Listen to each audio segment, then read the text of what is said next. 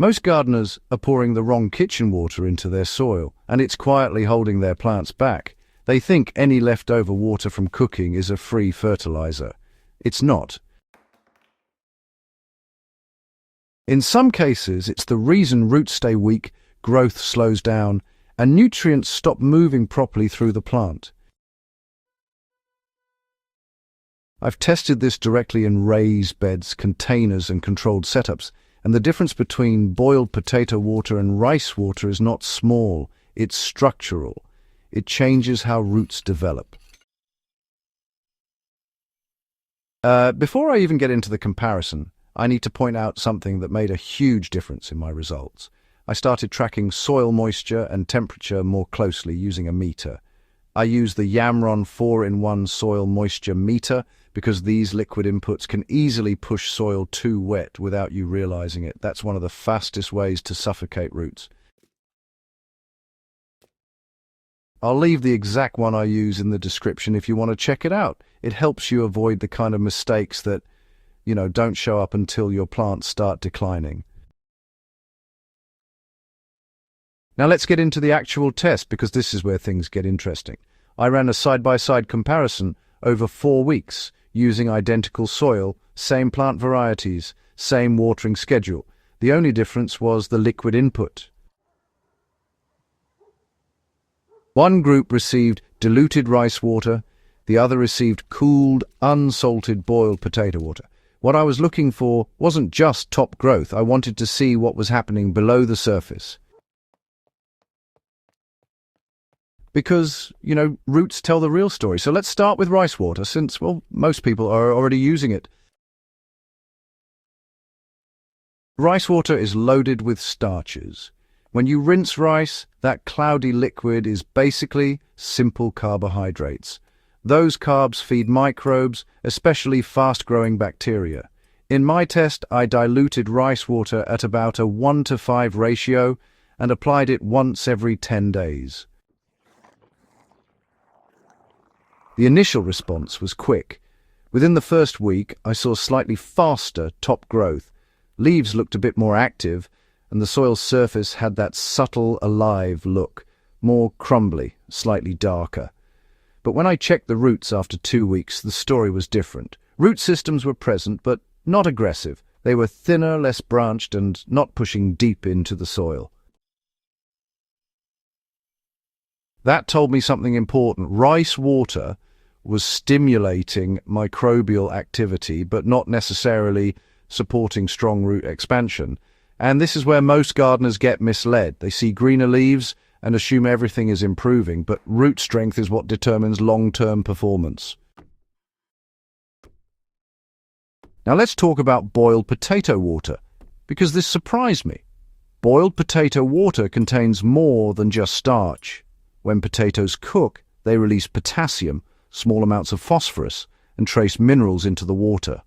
Potassium is critical for root development and water regulation in plants. I took unsalted potato water, let it cool completely, and diluted it at about a 1:3 ratio. Slightly stronger than the rice water, but still controlled.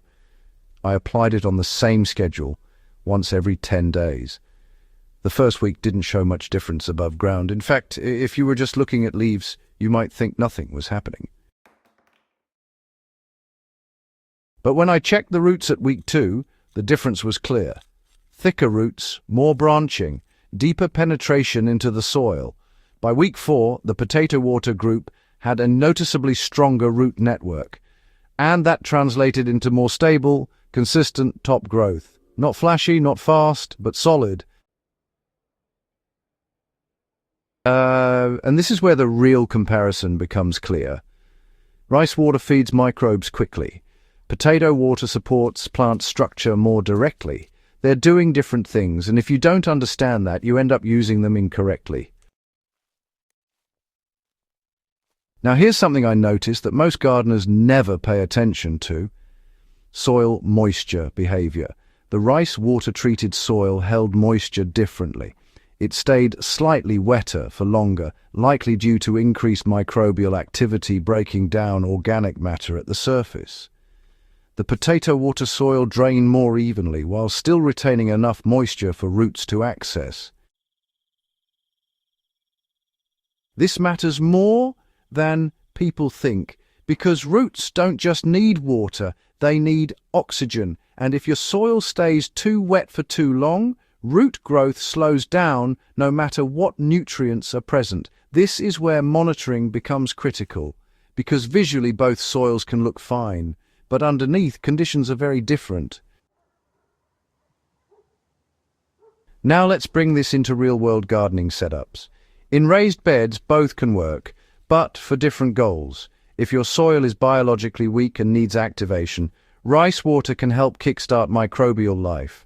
But if your goal is stronger plants with deeper roots, potato water is more effective. In containers, the difference becomes more pronounced. Rice water can easily push containers into excess moisture territory, especially if drainage isn't perfect.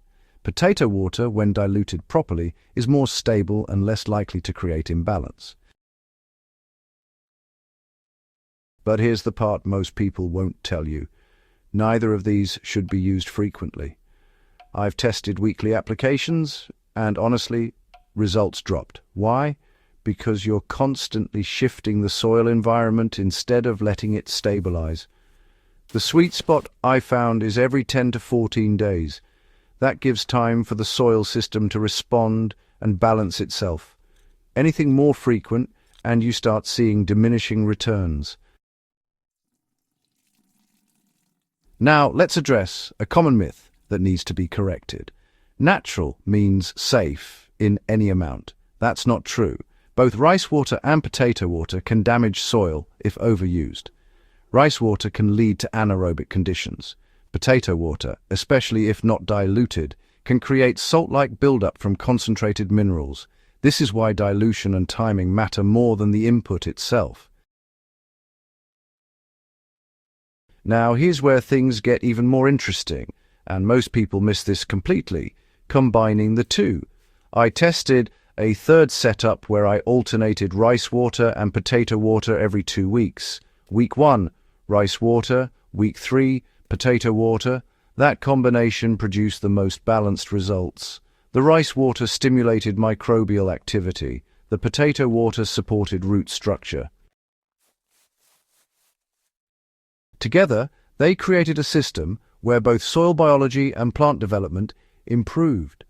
But again, timing was critical. Too close together, and the benefits dropped. Spacing them out allowed each input to do its job without interference.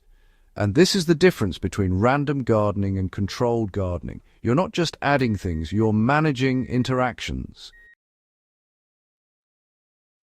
Now, before you go and start pouring kitchen water on everything, there's one more detail you need to get right at temperature. Never apply these liquids hot. I've seen people pour warm potato water directly onto soil thinking it doesn't matter. It does. Heat can damage root zones and kill beneficial microbes instantly. Everything should be cooled to room temperature before application. That one mistake can cancel out all the benefits. So if you're deciding between boiled potato water and rice water, here's the reality. Rice water is a microbial stimulant. Potato water is a root-supporting input. They're not competitors, they're tools. But if your plants are struggling with weak roots, slow growth, or inconsistent performance, potato water will give you more reliable results. And if your soil feels lifeless or inactive, rice water can help bring it back, but only if used correctly. The key is understanding what each one actually does, because once you understand that, you stop guessing. You start applying inputs with purpose. And that's when your garden starts producing consistently, not just occasionally. If you're serious about improving your soil and getting stronger plant performance, subscribe to the channel and stay with me. Because the more you understand how soil and roots actually function, the more control you have over every result you get. And that's what separates average gardening from real, repeatable success.